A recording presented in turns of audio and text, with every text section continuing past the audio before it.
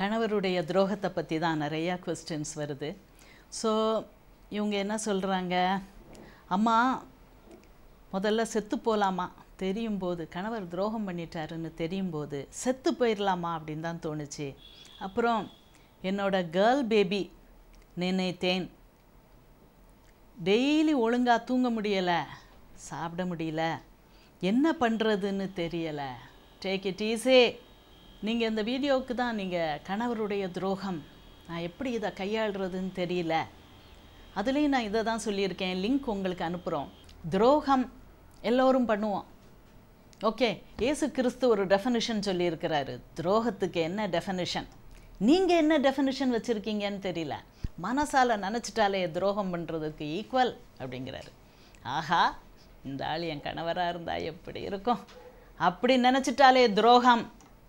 உங்கள் கணவர் இன்னொரு பெண்ணை பார்க்குறாரா, சிரிக்கிறாரா, லவ் யூன்னு சொல்கிறாரா, துரோகம்.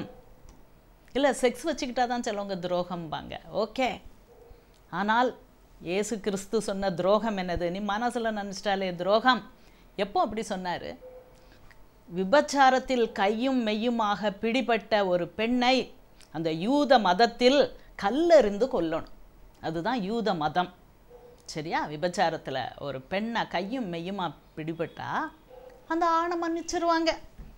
அந்த ஆண் ஒரு தப்பும் பண்ணலை. ஆனால் இந்த பெண்ணை என்ன செய்யணும், கூட்டத்தில் பொது இடத்தில் வைத்து கல்லை எறிந்து எறிந்து எறிந்து அந்த பெண் கதறி துடித்து சாகும் வரை, அதுதான் யூத மதத்தில் சட்டம். அப்படிப்பட்ட ஒரு பெண்ணை கையும் மெய்யுமாக பிடித்து கொண்டு வந்து ஜீசஸ்ட்டை கொண்டு வந்து, ஏய் என்னென்னலாமா சொல்கிறியே, எல்லாரையும் மன்னிச்சிரு அப்படிலாம் கதை சொல்கிறியே, இந்தா கையும் மெய்யுமா பிடிச்சிட்டு வந்திருக்கோம். லா ஆஃப் மோசஸ் என்ன சொல்லுது நம்ம பைபிளில், அந்த காலத்து பைபிள், யூதர்களுடைய டோரான்னு வச்சுக்குவோம், கல்லெறிஞ்சு கொல்லுன்னு சொல்லுது. நீ என்னப்பா சொல்கிற? மத தலைவர்கள், குருமார்கள் உட்பட எல்லாரும் ஒரு ஊரை திரண்டு வந்து கேட்டாங்க. ஜீசஸ் என்ன சொன்னார்?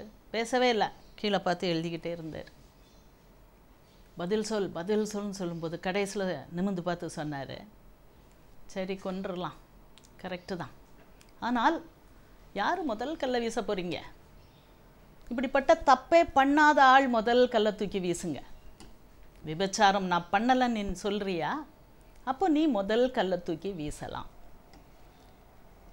அப்போது அந்த இடத்துல ஒரு மேஜிக் நிகழ்ந்தது. எல்லாரும் அவங்கவுங்க கல்லை அப்படி மெல்ல கீழே வச்சுட்டு அப்படி நழுவி போயிட்டாங்க.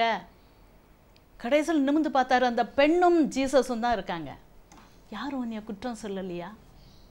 ஆமாம், யாரும் என்னைய குற்றம் சொல்லலை. சரி நீ போ, இனி இந்த தப்பை பண்ணாத.